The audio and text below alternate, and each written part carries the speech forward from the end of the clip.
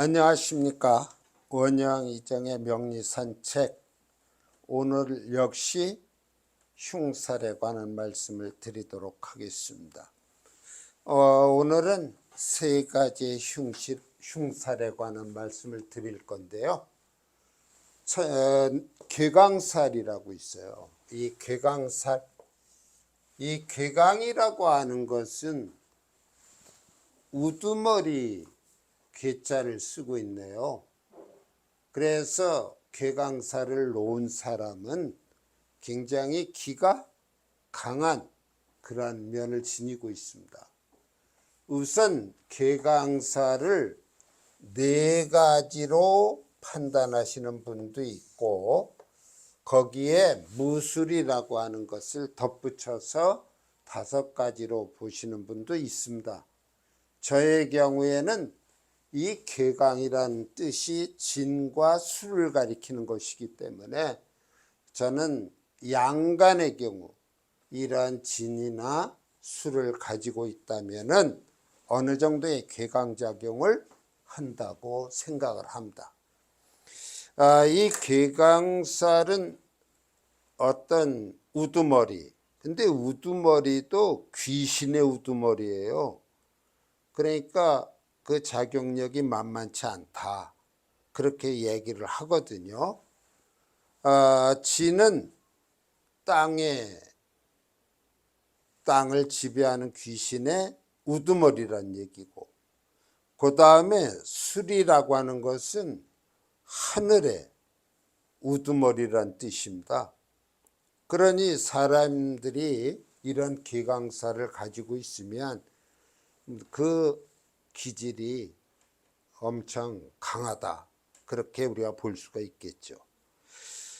이 괴강살은 역시 기둥으로 작동하기 때문에 일주에 괴강이 있고, 다른 연, 월, 시에 또 하나의 괴강이 있다면 그 괴강 작용은 굉장히 강하게 작용한다고 볼 수가 있습니다. 그런데 이 항상 흉한 신살도 동전의 양면과 같이 긍정적인 면도 있고 흉한 면도 있는 거죠. 그러니까 이 괴강이 긍정적인 면을 갖고 있는 것을 본다면 우선 자존심이 강해요. 그리고 남에게 굽히지 않으려 하고 강직한 그러한 성격을 지니고 있습니다. 어떤 일을 함에 있어서 조금의 망설임도 없어요. 추진력이 있다는 것이죠. 그리고 의협심과 봉사정신, 희생정신, 이러한 것들이 있어서 주변으로부터 긍정적인 평가를 받습니다. 그런데 우리가 흉살이라고 했지 않습니까? 흉한 면이 있어요. 자기중심주의적이고 극단적인 성향을 띱니다.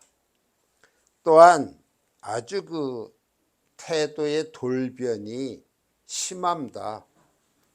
그러니까 같이 이야기를 하다가도 갑자기 돌변하는 바람에 서로 의견 충돌이 생길 수도 있고, 또 사소한 다툼을 가지고도 너 죽고 나 죽자 하는 그러한 성향도 보이기도 합니다.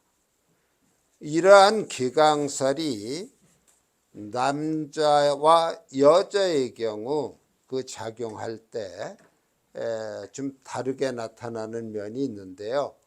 오히려 결론적으로 말씀드리면 여명의 괴강이 더 흉합니다.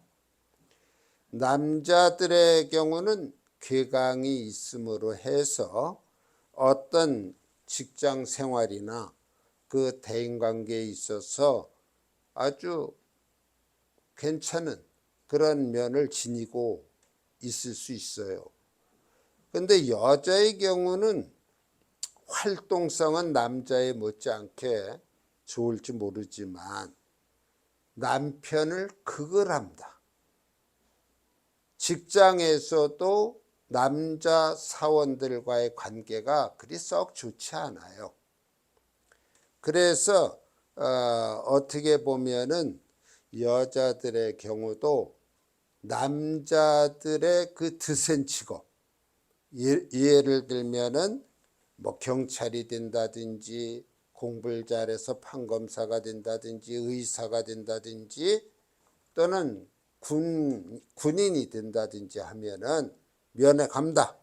오히려 여성으로서 더 두각을 드러낼 수 있게 되는 것이죠. 이러한 여자의 경우 자기가 친정이 거의 몰락한 경우일 때 결혼을 해서 좋은 집으로 시집을 간다고 하면은 그 시가도 망하는 그런 길로 갈 수 있다는 면도 있고요.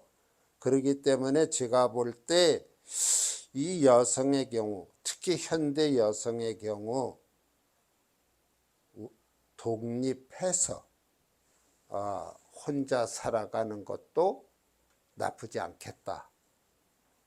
결혼을 하면은 어느 정도 트러블이 생긴다고 하는 것을 각오하고 자신을 누르면서 살아가야만 되는 것이죠.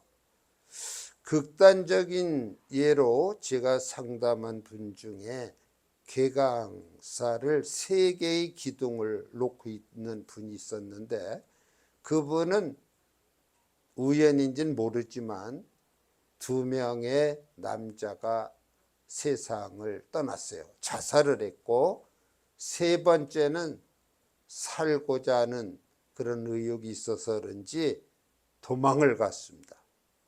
그래서 그 괴강살의 어떤 그 작용을 제가 실제로 겪어본 그런 사례가 있습니다. 여하튼 이 괴강살은 오히려 남자들에게는 더 발전할 수 있는 그런 계기를 이루게 하지만 여성의 경우는 어떤 그 남자를 극한다고 하는 거 그 작용이 강한 그런 흉살이 됩니다.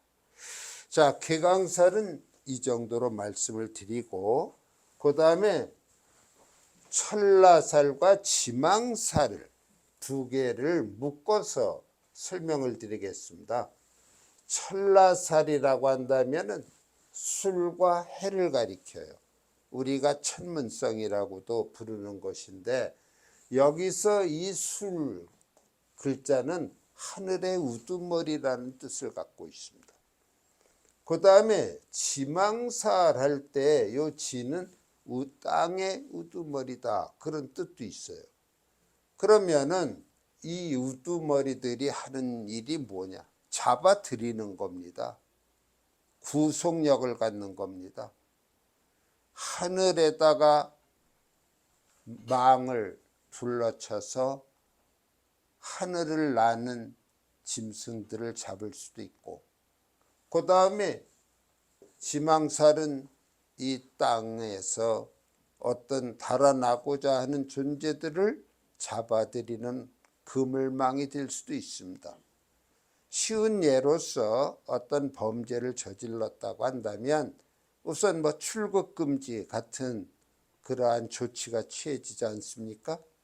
그것이 지망살이 되는 것입니다. 그래서 이 천라 지망살이 있으면은 앞길에 장애물이 많고 애로사항이 발생할 소지가 많다. 이 4개의 글자 중에서 술과 진을 만약에 놓았다고 한다면 천라 지망살이 성립하는 겁니다. 천라살에 2글자가 있는 거고 지망살에 2글자가 있는 거예요. 그 한 글자씩만 사주에 놓아도 천라 지망살을 갖고 있다. 그렇게 볼 수 있습니다. 그럼 이런 천라 지망살이 있는 사람들은 어떠한 직업을 가져야 하느냐? 잡아들이는 일을 해야죠. 그러니까 남을 어떤 교도소에 가두는 일들, 경찰이든 판검사든 그런 사람들은 이 지망살이 천라지망살이 있는 게 좋지요. 그러한 직업을 가지면은 흉한 면이 아니라 오히려 그 분야에서 역량을 드러낼 수 있는 그러한 조건이 되는 것입니다. 저는 제가 생각할 때 이 천라지망살 있는 사람들 생각하면은 교도관이 떠오르는데요. 이 교도관들은 자신들도 어떤 그 지망살이나 이런 데서 벗어나 있지 못한 상태로서 작용을 받고 있고, 또한 남들을 감시하는 그러한 면도 있기 때문에 오히려 천라지망살이 있는 사람들이 그런 직업에 더 능력이 있는 것이 아닌가, 그런 생각도 해봅니다. 이것이 이제 천라지망살이라고 하는 것이고요. 그 다음에 상문조객살이라고 하는 것이 있어요. 상문이란 말은 상을 당한다, 내가 상을 겪는다는 거죠. 내 혈육이 됐든 나의 가까운 어떤 이웃의 상을 겪게 되는 것입니다. 그 다음에 조객이라고 하는 것은 조문을 간다는 얘기예요. 그 조문의 범위는 더 넓겠지요. 그러나 작용은 상문작용이 무섭습니다. 내가 상을 당하는 거니까. 그래서 이 상문조객살이 있는데 다른 신살들과 확연히 다른 면이 하나 있어요. 이 상문조객은 한 해 한 해의 그 세년을 가지고 기준을 삼는 것입니다. 그러니까 올해가 계묘년이에요. 계묘년인데 계묘년이 되면은 요 묘라고 하는 지지를 기준으로 해서 앞으로 두 번째 자 하나를 건너뛰고 이 두 번째 자, 그러니까 묘의 앞으로 두 번째 자는 여기 인이 놓일 것이고 여기 축이 될 것입니다. 이때 이것이 상문이 되는 거예요. 상문. 그 다음에 조객이라고 하는 것은 이 묘를 기준으로 해서 이제 뒤로 두 번째 자, 그래서 묘 다음에 진이 있게 되고 진 다음에 사가 될 것입니다. 요 사가 조객이 되는 거예요. 이것이 조객이 된다. 그래서 이 상문조객이라고 하는 것은 한 해 한 해의 그 세년을 가지고, 다시 말하면은 올해가 기묘년이면 내년이 갑진년이 되겠죠. 그럼 갑진년이 되면은 갑진을 기준으로 해서, 이 갑진이라고 하는 것을 기준으로 해서 앞으로 두 번째 자, 뒤로 두 번째 자. 그럼 진 다음에는 묘가 되고 여기 인이 될 거예요. 인이 상문이 되는 것입니다. 그 다음에 진 다음에 뒤에 두 번째 자니까 진, 사, 오. 이 오가 조객이 되는 것이죠. 이것은 한 해 한 해 그 세 년, 다시 말하면은 그 해에 천간과 지지를 놓고 상문과 조객을 따지게 되는데, 이 상문 조객이 되면은요 우리가 조심해야 할 일이 있어요. 다시 말하면 그런 상문 조객에 해당하는 년이 되면은 상가에 함부로 출입해서는 안 됩니다. 또 뭐 어떤 교통사고가 난 현장이라든지 이런 데서 험한 것을 보지 말고 또 행동 또한 조심해야 한다 하는 그런 면이 있습니다. 상을 당한 직계 가족에도 얘기를 해서 그런 문상 가는 거라든가 이런 상가에 출입하는 것을 가능한 한 금화도로 얘기해 주는 것이 좋고요. 집안에 그러한 우환이 생기지 않도록 언행을 삼가고 처신을 잘 해야 합니다. 자, 이러한 신살들 제가 6가지로 나누어서 흉살에 대한 설명을 드려왔습니다. 그러나 너무 이 흉살에 대해서 편협한 생각을 하시면 안 돼요. 항상 동전의 양면처럼 흉한 면도 있고 그 반면에 길한 면도 있기 때문에 사주 해석을 할 때 그 신살이 어떠한 작용을 하는가를 잘 살펴서 파악을 해야 합니다. 자, 이렇게 해서 오늘 강의로서 소위 기초과정이라고 하는 것을 마치도록 합니다. 이제 다음 시간부터는 격국과 용신에 대한 강의가 이어지게 되는데요. 이 격국과 용신의 강의를 잘 들으셔서 사주의 판단, 다시 말하면 운에 대한 정확한 판단, 그런 것이 될 수 있도록 같이 공부했으면 좋겠습니다. 하여튼 다음 시간을 기대해 주시고요. 기초과정 여기서 마칩니다. 감사합니다.